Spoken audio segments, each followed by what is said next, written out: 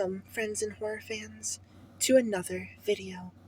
I finally have an idea for a video, finally. Today I'm going to be going over my personal horror Mount Rushmore. So to lay the ground rules, I will not be including things like Alone in the Dark or Clock Tower because I either haven't played them or don't personally enjoy them. It's going to be opinionated, so keep that in mind when you watch this video. As well as I will not be considering multiple things from the same group. So if I choose, say, Silent Hill, no Resident Evil, no Fatal Frame. And I'm going off of one out of each category, as I think it should be. One figure for most important area of horror games, based on my opinion. So let's get straight into this. So to start off my horror Mount Rushmore, I'm going to go with Pyramid Head, Silent Hill, as our representative for the survival horror genre.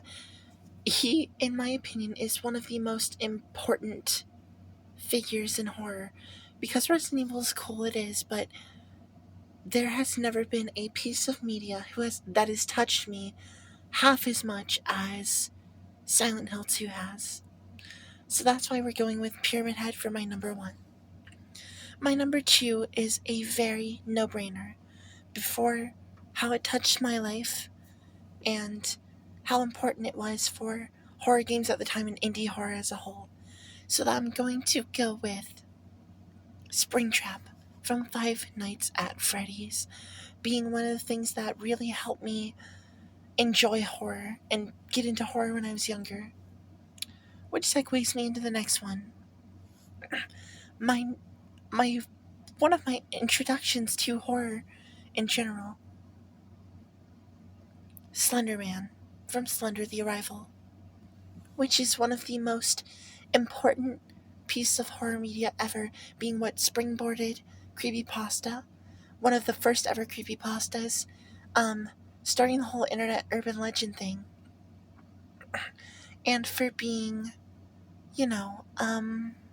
a culmination of years of the Slenderverse through Marble Hornets, like the writers being the same for Slender the Arrival.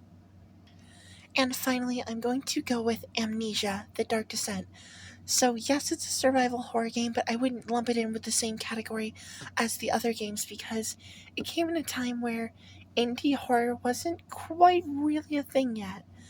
It came in a time where survival horror was on a decline, and it was going to die, and it really helped to revive survival horror in a time where it needed it most, and it got me into horror. It was Markiplier's first video, and that is how I got into things like Slender the Arrival and Creepypasta and Bendy and the Ink Machine and FNAF and all those games, and what sparked my love of horror started with Amnesia, The Dark Descent. So that's my Mount Rushmore of horror. Let me know what yours is down below. I would love to hear it. And if you disagree with my picks, let me know why. Yeah, I think that I'm happy with this. I could have put in Puppet Combo, but I went with important figures. So that's all I got for you this time. See you, Space Cowboy.